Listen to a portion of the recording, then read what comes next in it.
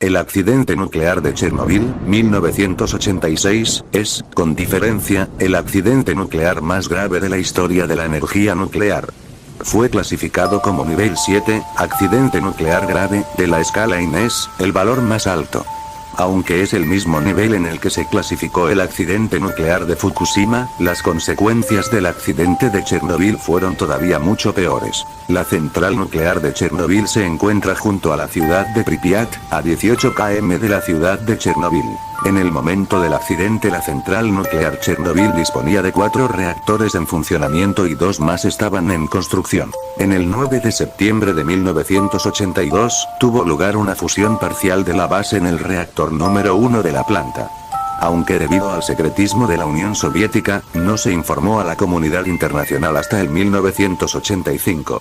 Se reparó y continuó funcionando. El accidente grave se produjo en 1986, cuando explotó el reactor número 4. Posteriormente, a pesar de la gravedad del accidente y debido a las necesidades energéticas, los reactores 1, 2 y 3 siguieron en marcha. El reactor nuclear 2 de Chernobyl se cerró en el 1991, el reactor 1 en el 1996 y el reactor 3 dejó de funcionar en el 2000.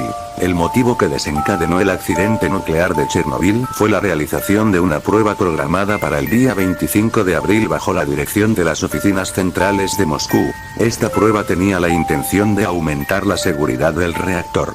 Se trataba de averiguar durante cuánto tiempo la turbina de vapor continuaría generando energía eléctrica una vez cortada la afluencia de vapor. En caso de avería, las bombas refrigerantes de emergencia requerían de un mínimo de potencia para ponerse en marcha, hasta que se arrancaran los generadores diésel, y los técnicos de la planta desconocían si, una vez cortada la afluencia de vapor, la inercia de la turbina podía mantener las bombas funcionando. La prueba debía realizarse sin detener la reacción en cadena en el reactor nuclear para evitar un fenómeno conocido como envenenamiento por xenón.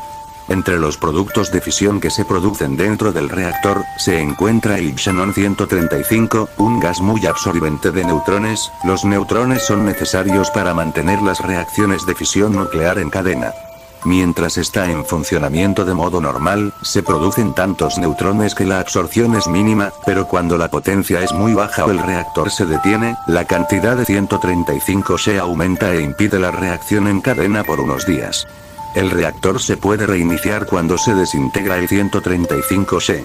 A la 1 de la madrugada del día 25 de abril, los ingenieros iniciaron la entrada de las barras de control en el núcleo del reactor nuclear con el objetivo de reducir su potencia. Hacia las 23 horas se habían ajustado los monitores a los niveles más bajos de potencia. Pero el operador se olvidó de reprogramar el ordenador para que se mantuviera la potencia entre 700 MW y 1000 MW térmicos. Por este motivo, la potencia descendió al nivel de 30 MW. Con un nivel tan bajo, los sistemas automáticos pueden detener el reactor debido a su peligrosidad y por esta razón los operadores desconectaron el sistema de regulación de la potencia, el sistema de emergencia refrigerante del núcleo y otros sistemas de protección cuando el sistema ya estaba a punto de apagar el reactor nuclear. Con 30 MW comienza el envenenamiento por xenón. Al darse cuenta se extrajeron las barras de control con el fin de evitar lo aumentado la potencia del reactor nuclear. Los operadores retiraron manualmente demasiadas barras de control. El núcleo del reactor disponía de 170 barras de control.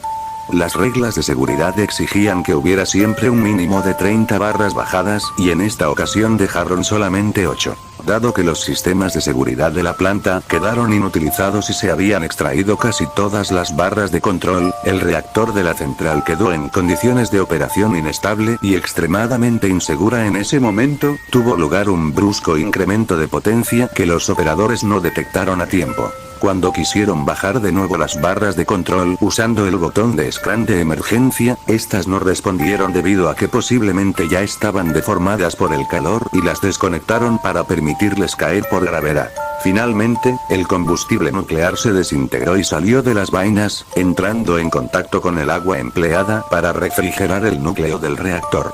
A la 1:23 se produjo una gran explosión, y unos segundos más tarde, una segunda explosión hizo volar por los aires la losa del reactor y las paredes de hormigón de la sala del reactor, lanzando fragmentos de grafito y combustible nuclear fuera de la central, ascendiendo el polvo radiactivo por la atmósfera. Se estima que la cantidad de material radiactivo liberado fue 200 veces superior al de las bombas atómicas lanzadas sobre Hiroshima y Nagasaki al final de la Segunda Guerra Mundial. El accidente nuclear fue clasificado como nivel 7, accidente nuclear grave, en la escala internacional de sucesos nucleares, escala INES, del Organismo Internacional de la Energía Atómica, OIEA.